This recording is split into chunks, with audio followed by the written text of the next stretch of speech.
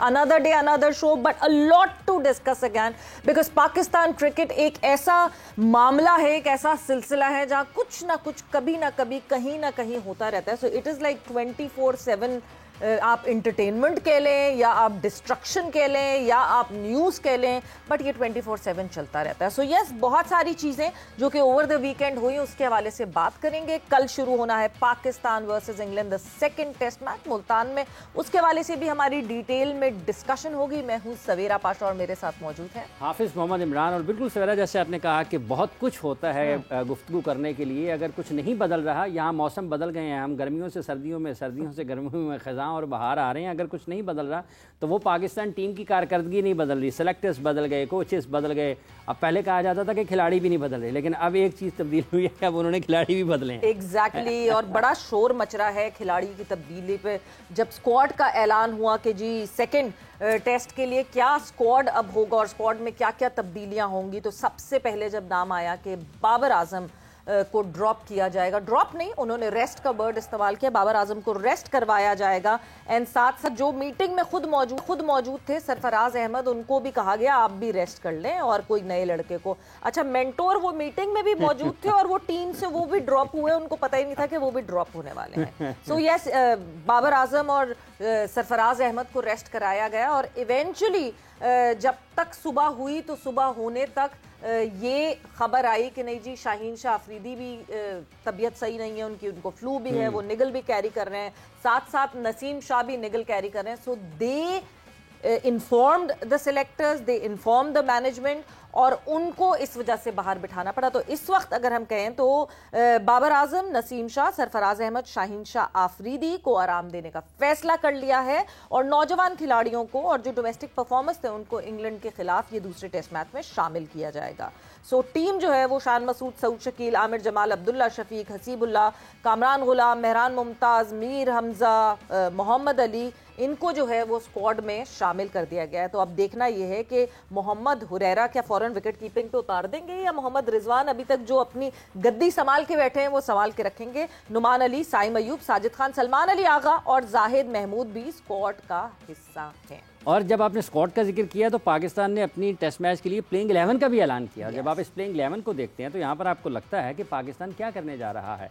क्या Pakistan Abu Dhabi में match खेल रहा है, पाकिस्तान दुबई में मैच खेल रहा है, या पाकिस्तान शारजा में मैच खेल रहा है? ये तो हम 2010, 11, 12 की टेस्ट मैचेस का एक मंजरनामा नज़र आता है. इस वक्त अगर आप पाकिस्तान की इस प्लेइंग 11 का जिक्र करते हैं जिसमें कोई भी स्पेशलिस्ट फास्ट बॉलर नहीं है, एक है लेकिन वो बॉलिंग ऑलराउंडर हैं. तो पाकिस्तान ने 3 स्पेशलिस्ट स्पिनर्स के साथ मैदान में उतरने का फैसला किया है. यूं अभी जैसे आप बता रही थी कि 3 फास्ट बॉलर से 3 स्पिनर्स तक का सफ़र हुआ है, ये बिल्कुल इसमें कोई दूसरी राय नहीं है.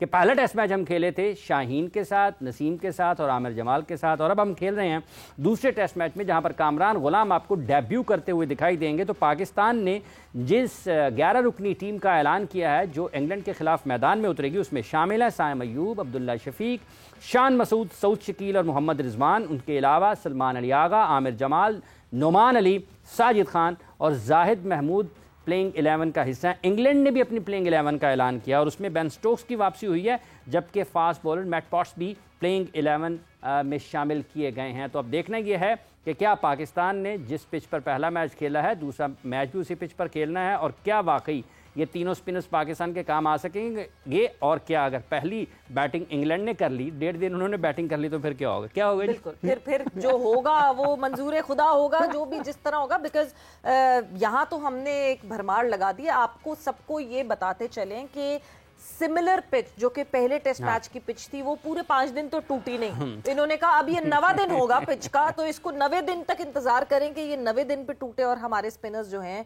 वो कारआमद हों और फायदेमंद हों. तो आप तो अभी ये कह रहे हैं ना कि 3 फास्ट बॉलर से 3 स्पिनर्स तक का सफर. मैं और पीछे जाती हूँ, जब से हमने अपना टेस्ट सीजन शुरू किया होम पे बांग्लादेश में 4 फास्ट बॉलर से ये सफर शुरू हुआ था और उसके बाद जो है अब हम ये 3 स्पिनर्स तक आ गए हैं. सो लेट्स सी कि पाकिस्तान क्रिकेट जब मुसलसल बात करते हैं हाफिज, हम अभी तक अपनी आइडेंटिटी ढूंढने की कोशिश कर रहे हैं. And may be this is the point जहाँ पे हमें आइडेंटिटी अपनी मार्क कर लेनी चाहिए कि अगर हम बड़ा सोच रहे हैं जी इंग्लैंड को हम स्पिन पे फंसा लेंगे, ہمارے بیٹرز بیٹنگ کیسے کریں گے؟ یہ بھی ایک سوال ہے نا کہ اگر 1.5 دن انہوں نے بیٹنگ ٹاس کے اوپر چلی گئی نا چیز کہ اگر ٹاس کون جیتتا ہے، اگر پاکستان ٹاس نہیں جیت پاتا تو پاکستان کے پاس اپنی مرضی کا فیصلہ کرنے کا اختیار نہیں ہوگا، اور اگر انگلینڈ ٹاس جیتا تو اگر آپ نے 3 اسپنرز کھلائے ہیں تو وہ یقینی طور پر ٹاس جیت کر پہلے بیٹنگ کی طرف جائیں گے، اور پھر ان کی کوشش ہوگی کہ لمبی بیٹنگ کریں، لمبی بیٹنگ جیسا کہ وہ 800 سے زائد رنز انہوں نے پہلے ٹیسٹ میچ کی ایک اننگ میں سکور کیے تھے۔ تو یہ جو آپ نے کہا آئیڈینٹی کرائسس، یہ پاکستان کے لیے سب سے بڑا مسئلہ اس وقت یہی ہے کہ کیا واقعی ہم وہ ملک ہیں جس ملک سے فضل محمود، خان محمد، سرفراز نواز، عمران خان، وسیم اکرم، وقار یونس، جلال الدین وقار یونس، شعیب اختر، محمد عامر، محمد آصف اور اس طرح کے زاہد محمود، محمد سمیع، ایک ایسی بڑی تعداد ہے فاسٹ بولرز کی جو کہ دنیا پر جنہوں نے حکمرانی کی ہے، اور آج ہم اپنے ملک میں کھیلتے ہوئے ایک بھی اسپیشلسٹ فاسٹ بولر کے ساتھ میدان میں نہیں اتر رہے ہیں۔ تو یہ ہے وہ آئیڈینٹی کرائسس جس کو لوگ اب بات ہوگی کہ کیا ہو گیا پاکستان کے کرکٹ کو۔ بالکل، سو اس آئیڈینٹی کرائسس کو ڈھونڈنا پڑے گا، کیونکہ جہاں ہم بڑی ٹیموں کو دیکھتے ہیں، بڑی ٹیمیں سارٹڈ ہیں اور ان کو پتا ہے کہ کیا کھلانا ہے، کس کو کھلانا ہے۔ آسٹریلیا کا ٹور کرنا ہے پاکستان نے، and Australia is completely sorted, انہوں نے اپنے اسکواڈ کا اعلان کر دیا۔ اسکواڈ پہ ہم آگے ڈیٹیل میں بات کریں گے، کیونکہ ابھی ہم واپس اس ڈسکشن پہ ضرور جائیں گے کہ جو ایک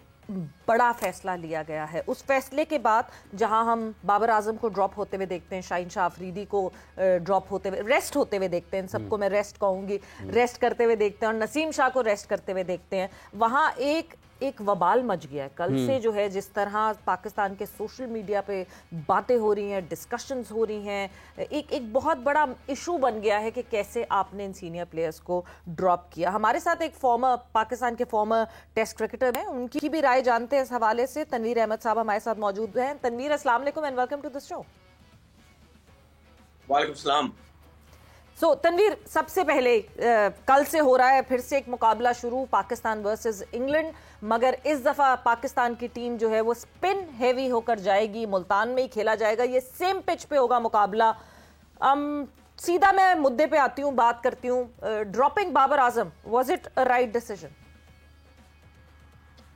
دیکھیں، سب سے پہلی بات تو یہ ہے کہ میں تو جب بھی ٹی وی پہ بیٹھتا ہوں، میں ظاہر سی بات ہے میں بابر کو ڈیفینڈ کرنے کے لیے بیٹھتا ہوں، اور آج بھی میں بالکل 100% میں اس کو ڈیفینڈ کرنے کے لیے بیٹھوں گا، کیونکہ مجھے ایسا لگتا ہے کہ یہ ٹوٹل ایک پری پلان ہوا ہے بابر اعظم کو ڈراپ کرنے کے لیے، اس کے ساتھ یہ سب کچھ ہوا ہے، کیونکہ یہ طریقہ کار نہیں تھا کسی بھی ایسے پلیئر کو، جو بھی پلیئر اپنی ٹیم کے اندر ایک لیول رکھتا ہو، اس کو ڈراپ کرنے کا یہ طریقہ کار نہیں ہوتا۔ ایک نارمل پلیئر ہوتا ہے نا، آپ اس کو کسی سیریز میں بھی بٹھا دیتے ہیں، چھوٹی سیریز میں یا بڑی سیریز میں کہیں بھی بٹھا دیتے ہیں، لیکن جس کی ایک ریپوٹیشن ہوتی ہے اس کے ساتھ یہ سلوک نہیں کیا جاتا۔ اب میرا کہنے کا مقصد یہ نہیں ہے کہ 18 اننگز ہو گئی تو وہ تو ریسٹ ہونا جو بنتا ہے یا ڈراپ ہونا بنتا ہے، اور یہ جو ریسٹ کا نام ہے نا، یہ سب بیوقوف بنایا جا رہا ہے، یہ پری پلان ہوا ہے، اس کو ڈراپ کیا گیا ہے۔ مجھے ایک بات بتائیں، سیکنڈ ٹیسٹ میچ کے لیے جو ٹیم اناؤنس ہو رہی ہے، پورا محلہ بیٹھا ہوا ہے وہاں کرکٹ بورڈ کے اندر، وہ کیوں بیٹھا ہوا ہے؟ کیا کام ہے مینٹورز کا؟ ٹھیک ہے، مینٹورز کا کیا کام ہے؟ وہ ڈائریکٹر جو بیٹھے ہوئے وہاں پہ کرکٹ بورڈ کے، یہ این سی اے، ان کا کیا کام ہے وہاں پہ؟ وہ کیا کر رہے ہیں؟ کیا وہ پاکستان ٹیم اناؤنس کرنے کے لیے بیٹھے ہوئے؟ نہیں، وہ بابر اعظم کو ڈراپ کرنے کے لیے بیٹھے ہوئے وہاں پہ۔ پوری پلاننگ ہوئی ہے کہ یار اس کو ڈراپ کرو بھائی، کسی طریقے سے یہ ڈراپ نہیں ہو پا رہا۔ وہ صرف ٹیسٹ میچ کے لیے ٹیم نہیں، اس کے لیے نہیں ہو رہا تھا، ٹھیک ہے، یہ صرف سلیکشن کمیٹی کا کام ہوتا ہے، ٹھیک ہے، یہ صرف سلیکشن کمیٹی کا نہیں، بٹ تنویر، کیا پتا اتنے سارے لوگوں کو بٹھانا ضروری ہوا کہ یہ ایک بھاری بھرکم مشکل ڈیسیژن تھا، دو کہ حافظ اگر ہم مشکلات کی بات کریں، جیسے وسیم تنویر کہہ رہے ہیں، تو قلعہ فتح کرنے کے لیے گئے، وہاں پہ سب لوگ وہاں پر بیٹھے ہوئے، سب لوگ موجود تھے، مگر وہی آئرنی ہے، میں نے آپ کو بتایا نا، سرفراز خود موجود تھے، وہ خود جو ہے وہ ڈراپ ہو گئے اس اسکواڈ سے۔ بٹ تنویر، اتنے سارے لوگ شاید بیٹھے ہی اس وجہ سے کہ بہت عرصے سے یہ ہو رہا تھا کہ اب سینئرز کو جو ہے وہ ریسٹ کرایا جائے، مگر کروا نہیں پا رہا تھا۔ آواز آ رہی ہے آپ کو میری؟ بالکل جی، آواز آ رہی ہے، آپ کو آ رہی ہے آواز؟ ہیلو جی تنویر، آپ سن سکتے ہیں ہمیں؟ ہیلو، میں خاص کنیکٹیوٹی ہوئی ہے، اس کو ریکنیکٹ کر کے دیکھتے ہیں۔ سو اتنا بڑا ایک ایشو کیوں کسی ایک پلیئر کو ریسٹ کروانے پہ ہو گیا ہے؟ دیکھیے ایک تو سویرا جیسے ابھی تنویر بات کر رہے ہیں کہ پلاننگ ہوئی اور سب کے سب لوگ وہاں پر موجود ہیں، یہ بات ٹھیک ہے ان کی اس لحاظ سے کہ یہ لوگ کیوں موجود ہیں، کیا وہ ٹیم کی اناؤنسمنٹ کے لیے ہیں؟ سلیکشن کمیٹی کا کام ہے، جو بھی غیر ضروری طور پر افراد ہیں وہاں پر نہیں ان کا ہونا چاہیے. لیکن جو سب سے بڑا سوال ابھی تنویر خود ہی اس کا جواب دیں گے، وہ جیسے کہہ رہے ہیں کہ پلاننگ ہوئی ہے، تو سوال تو یہ پیدا ہوتا ہے کہ کیا پلاننگ ہوئی ہے اور کیوں ہوئی ہے اور کس نے کیا، کون ہے پلانر؟ کیا بابر کو ڈراپ کرنے کے لیے یا آرام دینے کے لیے، یا شاہین کو بھی، یا ایون آپ نسیم شاہ کا ذکر کریں گے، ایون سرفراز جو کہ آپ کی ایک ٹیم کے مینٹور بھی ہیں، آپ کے فارمر کیپٹن ہیں، تو ان کو باہر کرنے، کیونکہ وہ بھی ان تین کے ساتھ ہی باہر ہوئے ہیں نا، تو پلاننگ کس نے کی ہے اور کیوں کی ہے؟ سب سے بڑا سوال تو آج یہی رہے گا. اگر تنویر یہ سمجھتے ہیں کہ پلان کر کے کیا گیا ہے،